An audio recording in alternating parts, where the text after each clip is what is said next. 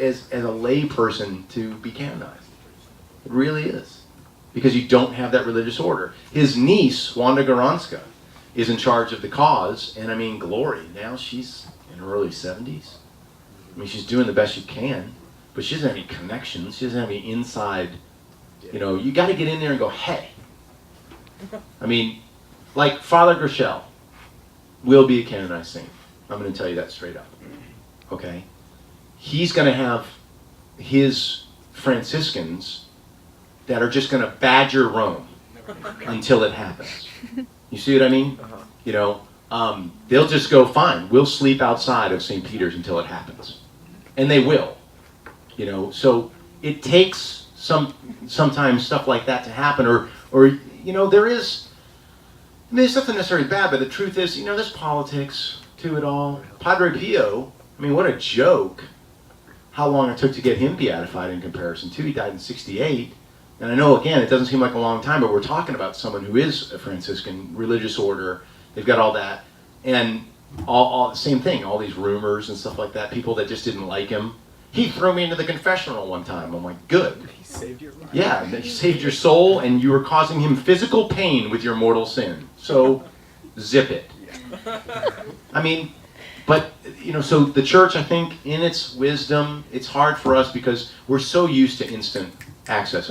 How many of us, you get online on a computer, and if the site doesn't load up like that, you're like, come on, let's go. We are impatient. We're just impatient people. You get into the drive-thru, and there's a car in front of you, and you want to honk. Let's go! Don't chit-chat! I saw the bag get passed! Let's go! We're I was late for work. Sorry, I love you. We're very impatient. And the church is not impatient. The church is not. The church is very patient. Maybe the church is too patient. Well, you know what? That's something that they'll have to deal with when they get before Jesus. That's not... The amazing thing is, we can still call on these people. And they're in heaven. So they're praying for us, regardless of whether they've been beatified or canonized or whatever. That's what's going on. Grace is still flowing. Grace is still flowing. I don't know what order it was in. So, John Paul. Wasn't Mother Teresa from India? Mother Teresa lived in India. She was from Albania. And in fact, for a while there, she was teaching in Ireland, of all places. But she asked her order if she could move to India to serve the poor. And her order only had a school. The schools there were for the wealthy. So that's why she left the original order she was with. She had no intention of starting her own religious order. She had no intention of it. Yeah, the only reason why she did it is her spiritual director said, the only way that you're going to be able to do what you feel called to do. Because remember, the first person she brought home who was dying on the streets, she brought home to the house that she was living in before she started her religious order. And the Mother Superior was like, what are you doing? She's like, well, they're dying. She's like, uh-huh.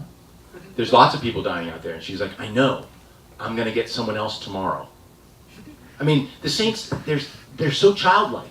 It's so simple to them. It's like, yeah, I had to bring them home because they were dying. And of course, the first thing we would say is, whoa, you can't do that. Don't bring a dying person home to the house. What are you doing? They're dying. And of course, here in the United States, we would say, well, shouldn't we call social services, or shouldn't we bring them to the hospital? But in India, especially at that time, Calcutta, there was no place to bring them. That's why they died on the streets. It was a lot cheaper just to pay a very poor person, the untouchables, to gather up bodies after they stopped breathing. It was much cheaper. You didn't have to have social services for all that kind of stuff. And that's where the saint was born. Was she the first person to think it? No. Was she the first person to do it? Yes. That's the difference. Connor. Should we, if we know somebody's in heaven but they're not a saint, can we still, pray to them? Absolutely. Absolutely, because you're also doing it in good faith. So even if the person isn't in heaven, it's not like it's wasted prayers. Does that make sense? It's not like God goes, no, that's not going to the right place. So I'm just going to send that into the abyss of nothingness. Lost Mal. So Out. Mal. Send Kind of like sometimes I pray for people, and if they're already in heaven, then the prayers are useless. So it would then be used. You know, I give everything to the Blessed Mother anyway. I everything. I mean, any graces that I earn through saying yes to grace, I send right back to her, and then all intentions I send to her, because I also give her carte blanche with my prayers. Let me explain. Blank check, right? Right, that's a blank check.